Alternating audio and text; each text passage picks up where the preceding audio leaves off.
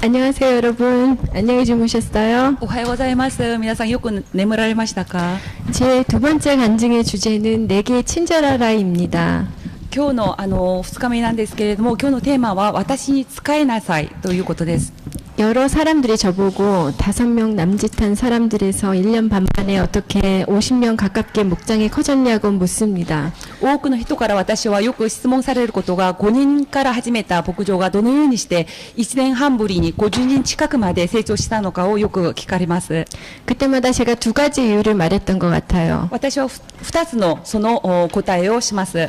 하나는 제가 뭘 모르고 어설프지만 아버지가 좋아하시는 일은 무진장 애쓴 것을 아버지가 정말 좋아하셨던 것 같다고 했습니다.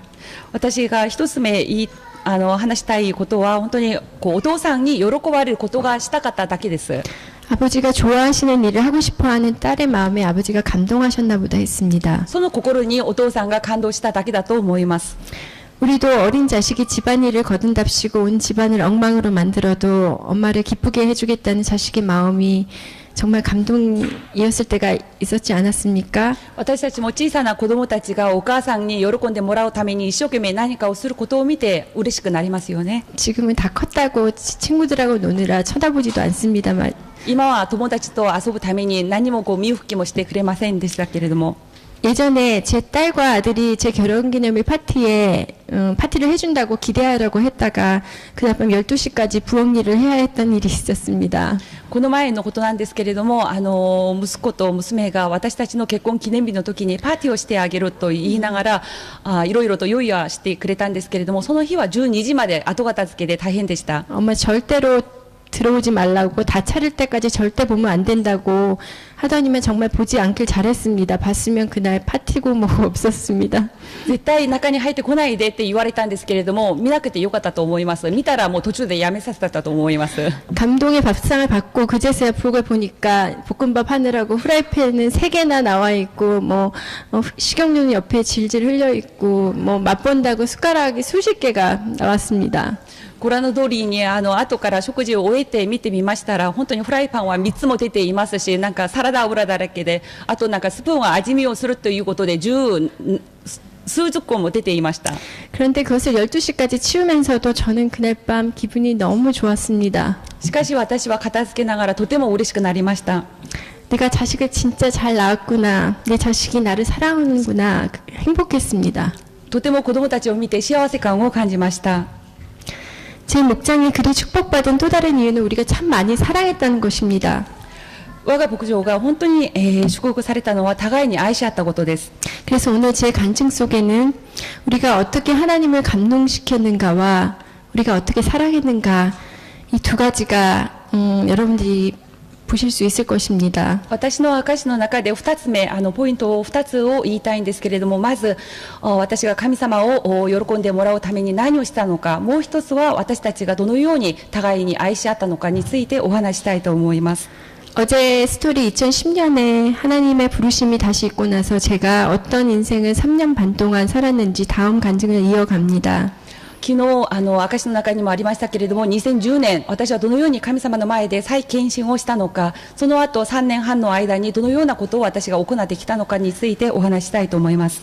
말씀드렸듯이 하나님이 내가 내게 많은 것을 주었는데 네가 많이 잃어버렸다 하시는 음성을 들은 후에 저는 많은 것이 바뀌었습니다. 昨日の証の中で神様から私はあなたに多くのものを与えたんだけれども、あなたは多くのものをなくしてしまったという御声を聞いてから、私はとてもその御声の後どのように反応したのかをお話したいと思います。 그때부터 저는 잃어버렸다 하신 것을 찾기 위해서 살았습니다. 私は失ったものを取り戻すために努力してきました。 그토록 오랫동안 기다리셨던 하나님의 마음을 알고 또 다른 영혼을 저처럼 그렇게 기다리고 계신 하나님의 마음을 알고 나니 세상이 달라 보였습니다. 神様の御心が悟られてからはこの世が違って見えました。 어제 제 메일을 통해서 하나님의 한 영혼을 부르신 그 경험을 제가 하고는 昨日そのメールの中でも話しましたけれども、私にいつのメールを通して神様の御心が感じられる、そのようなことを見てから、 어쩌다 연락 오는 제자들의 메일이나 문자에도 혹시 하나님이 도와주라는 사인이 아닌가 가슴이 뛰었습니다. 周りの人々からの一通のメールや手紙をもらうたんびに、これも神様のサインではないか、そのように気になり始めました。 지나가는 사람, 엘리베이터에 같이 탄 사람들조차도 범상치 않게 여겨졌습니다. エレベーターの中やまた道で通り過ぎるそのような人たちでもみんなこう気になりました。 이들 중에 혹시 그분이 찾는 그 영혼이 있다면 나는 그를 알아봐야 했습니다. この中で神様が与えようとしている魂がいるなら、私はその人を見つけなければなりませんでした。 거리의 풍경과 같았던 사람들이 이제 내게 하나의 의미 있는 존재로 다가오기 시작했습니다. 多くの人々が私にとっては一つの風景に過ぎませんでしたけれども、神様のサインがあってからは一つ一つ全てが私に意味として感じられました。 잃어버린 많은 것들을 찾기 위해 제 삶의 많은 것을 바꾸었는데 가장 많이 바꾼 것이 기도입니다. 私の人生は多くのものが変わりましたけれども、その中で一つがこの祈りです。 마치 오랫동안 병원에만 누워 있다가 다시 세상에 나온 사람처럼 오랜 시간 기도할 수 없는 자로 살았기 때문에 온전한 회복을 위해서 새로운 삶의 변화가 필요했습니다. 私は本当に長い間病気で横になっていた人が新しく回復して新しい人生を生きるように、私の人生の中でも新しいことをまたし続けなければなりませんでした。 제가 다시 기도를 시작하면서 하나님께서 당부를 하신 것이 있습니다. 私が祈りをするようになってからは、神様から何かが私に対しての願いを感じるようになりました。 먼저 남을 위한 기도만 하라고 하셨습니다. まず人のための取りなしをしなさいということです。 마침 그때 듣게 됐던 간증에서도 책을 읽는 가운데도 남을 위해서만 기도하라는 음성을 들었습니다. ちょうどその時に私が読んでいた本の中でも、また証の中でも、人のための取りなし、祈りについて私はこう悟ることがありました。 우리는 보통 내 앞에 닥친 문제, 나의 산을 놓고 하나님께 그것을 치워달라고 기도합니다. 私たちは普通自分の問題に対して、私の目の前にある大きな山のような問題が早く解決されるために、そのためにしか祈りません。 그런데 하나님께서 제게 기도에 대해 이리 말씀하시는 것입니다. しかし神様は私にこのように言いました。 나에게 네 눈앞에 있는 산에 대해서 설명하느라고 시간을 허비하지 마라.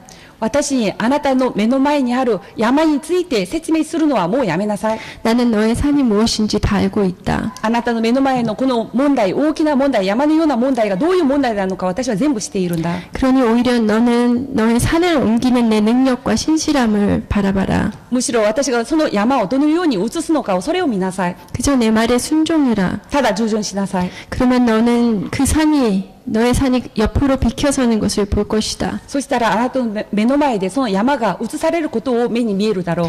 생각해보니 그게 정말 맞는 말이었습니다. 本当にその通りでした。 하나님이 절대자시라면 내 문제를 모르실 리 없고 제 마음의 소원도 모르실 리 없었습니다. 神様が全能者であるなら私の問題を知らないはずがありません。 그래서 저는 그날부터 남을 위한 기도만 했습니다. その日から私は人のための取りなし祈りに集中しました。 제 아들이 감기가 걸리면 제 아들의 건강을 위해서 기도하지 않고 일부러 다른 모건들 자식의 건강을 위해 기도했습니다. 私の息子が病気になって風邪でもひいたら自分の子供のために祈るのではなく、牧員の子供のために祈りました。 딸에게 시험을 위해 기도할 일이 생기면 그것을 기도하지 않고 일부러 다른 VIP들의 자녀를 축복하며 기도했습니다. 娘がテストを前にしていたら、娘の試験のために祈るのではなく、牧員の子供の試験やいろんな問題のために祈ってあげました。 제가 바라는 꿈이 생각이 나면 그것을 일부러 기도하지 않고 제 모건들의 꿈을 위해 기도했습니다. 私が何かしたいことが思い浮かんだら、そのために祈るのではなく、牧員の夢のために祈ってあげました。 처음에는 쉽지가 않았습니다. 簡単なことではありませんでした。 기도 중간에 제 삶에 대한 걱정과 소망이 바라는 일들이 툭툭 생각났기 때문입니다. どうしても自分の祈りの課題が先に思い浮かんだからです。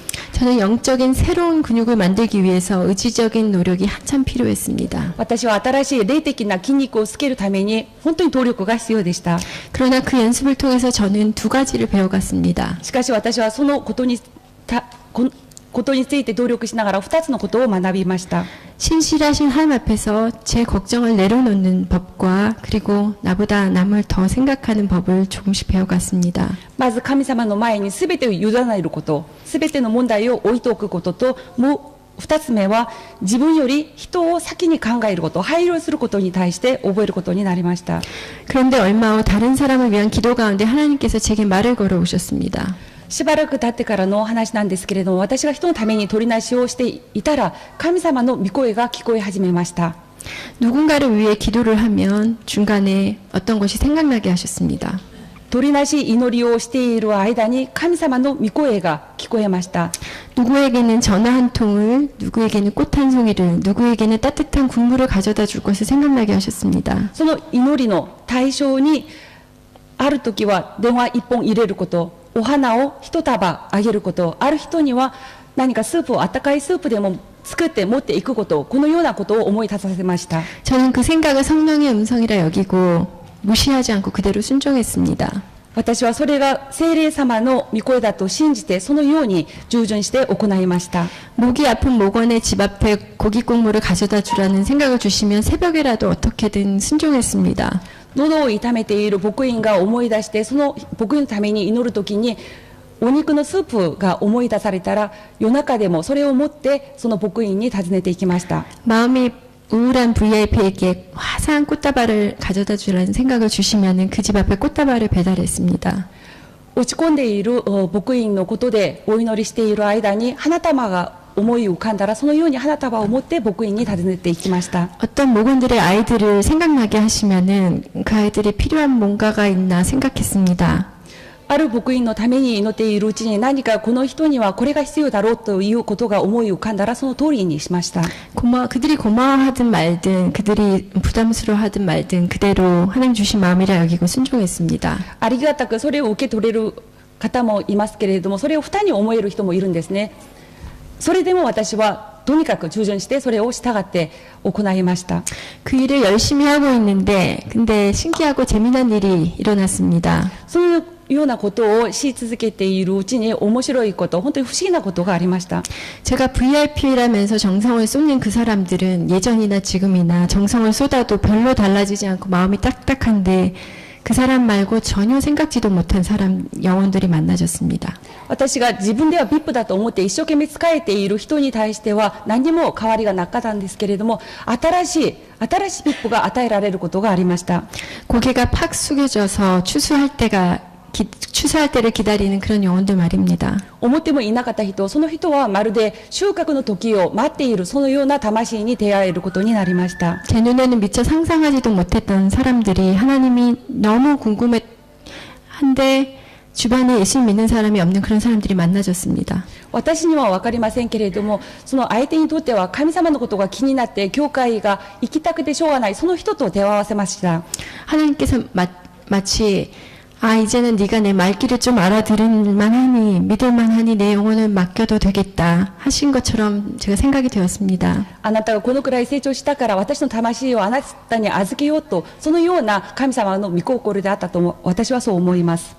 그렇게 만난 사람 중에 우리 아이들의 중국어 선생님 왕따니 있었습니다. その中での一人なんですけれども、私たち我が子供2人の、中国語の家庭教師のワンタンという姉妹です。 왕따는 이쁘고 밝고 화사한 사람이었고 아이들에게 중국어를 재밌게 가르쳤습니다. とても綺麗で明るくて面白く中国語を教える先生でした。 저는 원래 아이들이 선생님과 말을 별로 하는 친한 사이가 되는 것을 좋아하지 않습니다.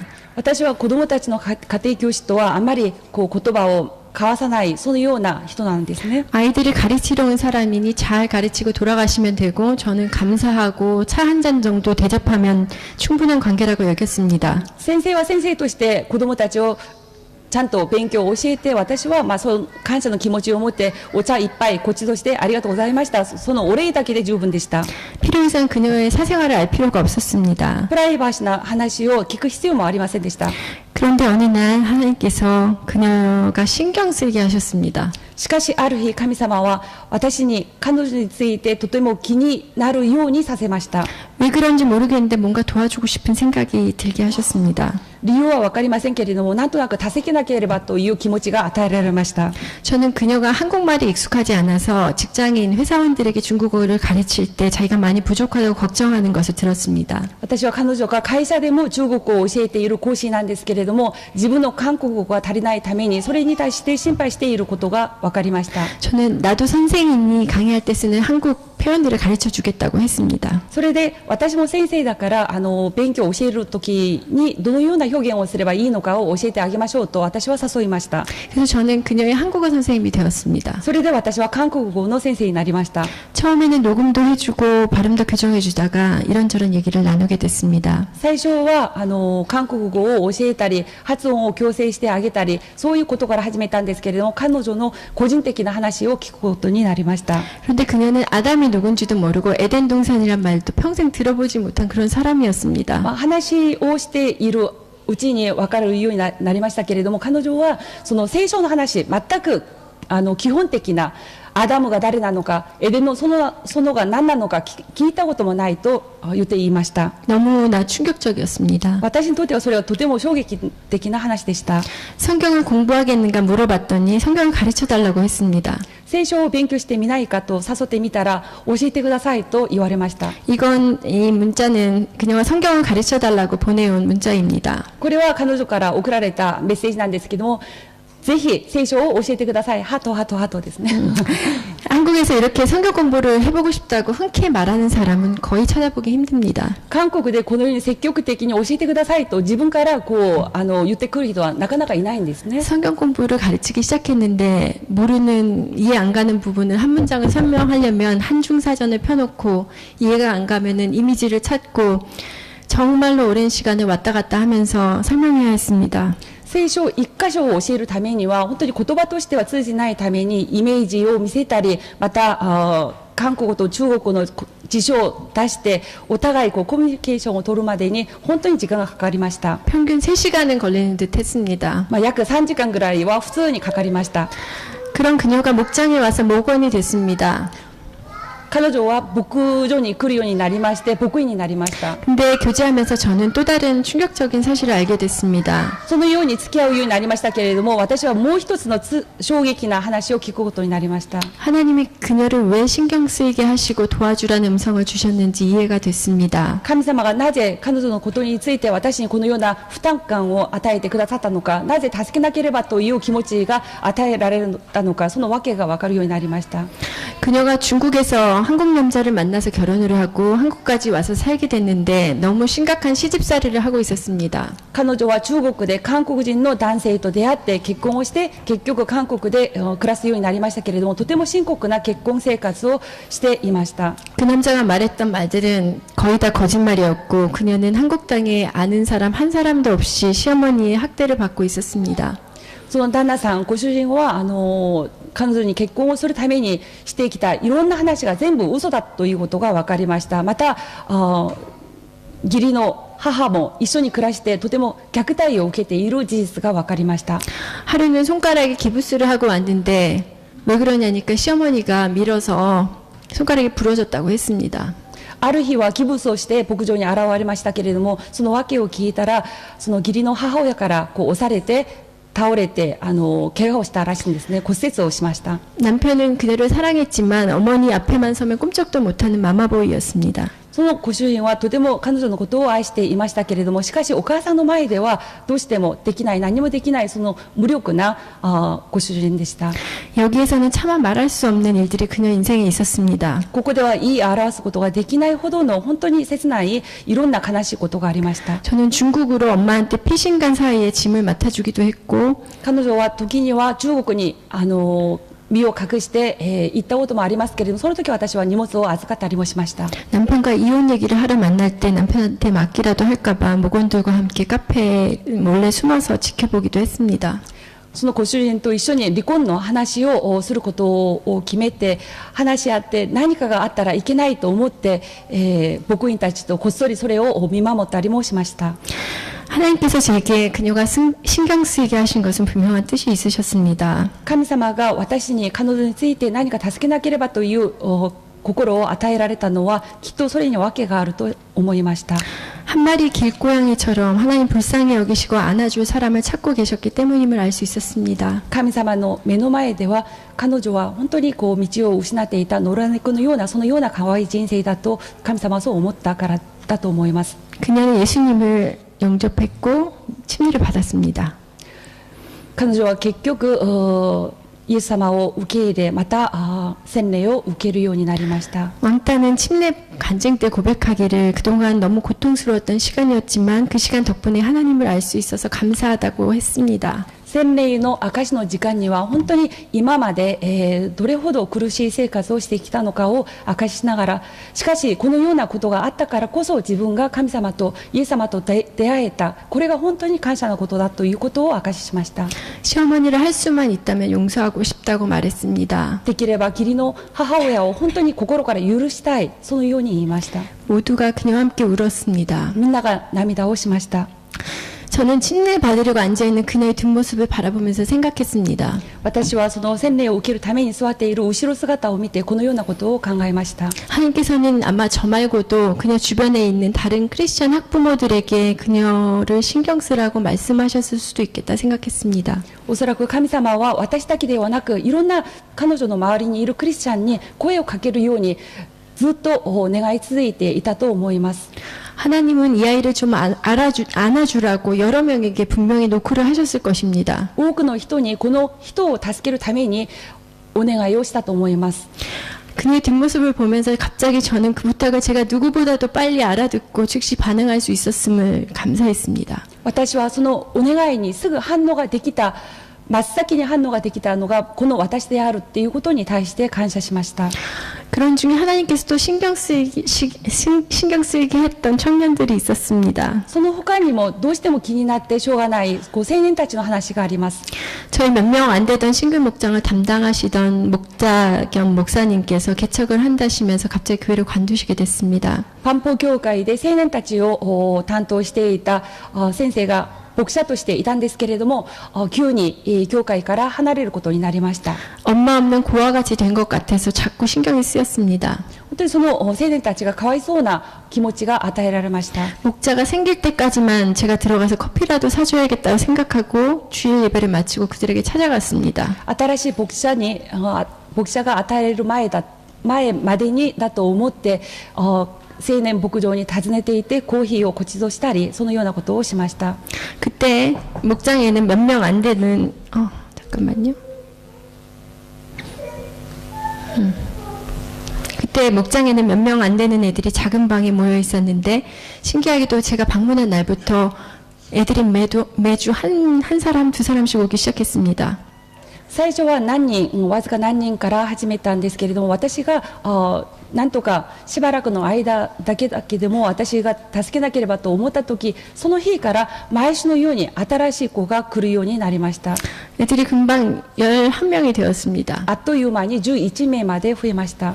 그리고 곧 12명이 되었습니다. 12名になりました。 목적이 이끄는 삶이란 책을 같이 읽고 나누기로 했는데 매주 VIP들이 오니까 성경 공부가 불가능했습니다. 5つの目的を一緒に読んで聖書勉強しようと決めてやろうとしたんですけれども、毎週のように新しい人がどんどん入ってきていたので続けて聖書を勉強することは難しくなりました。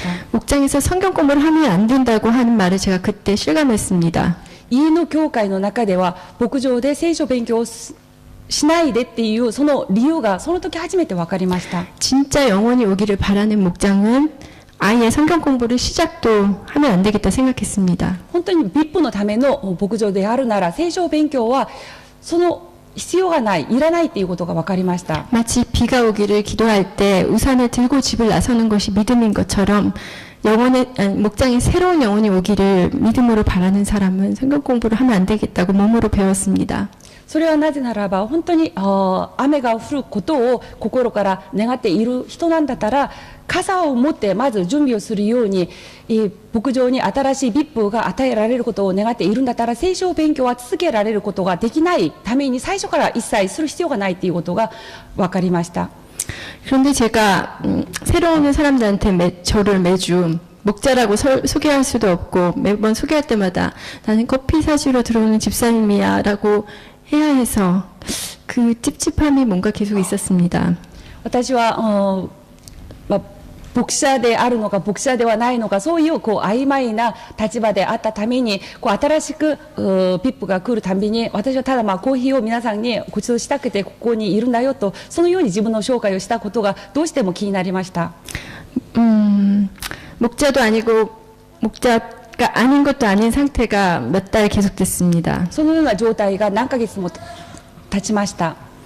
10명 정도 된 아이들이 생명의 삶 성경 공부를 시작하게 됐는데 기도하는 때 또 하나님께서 자기 마음을 알려주셨습니다. この青年牧場の中で約10名ほどが一緒に同時に命の道を勉強するようになりましたけれどもその時に神様から与えられた心があります。 형편이 어려운 아이들이 인스턴트 음식만 대강 먹고 사 먹고 다니는 것이 생각나게 하셨습니다. みんながあまり経済状況も良くなかったのでインスタント食品そういうものばっかり食べていることに対してすごく重荷に思えました。 갑자기 밥을 지어 먹여야겠다는 생각이 들었습니다. ご飯を作って食べさせなければと思いました。 제가 이런 생각이 들었다고 하면 제가 요리를 아주 잘하는 줄 아시는 분이 있습니다만 저는 요리를 전혀 좋아하는 목자가 아닙니다. 皆様の中ではこういうふうなことを考えたとしたら料理がすごいできる人なんだなっていうふうに思う方がいらっしゃるかもしれませんけれども私は料理あんまり好きじゃないです。 좋아하지도 않고 관심이 없는 일인데도 제가 순종해서 요리를 하니까 하나님께서 정말 많이 감동을 하셨나 봅니다. 好きでもない料理を本当にこの子たちのためにと思って従順したことに対して神様はすごく喜んでおられたと思います。 도와달라고 부탁도 한 적이 없는데 어디선가 도와줄 손길들을 많이 보내주셨습니다.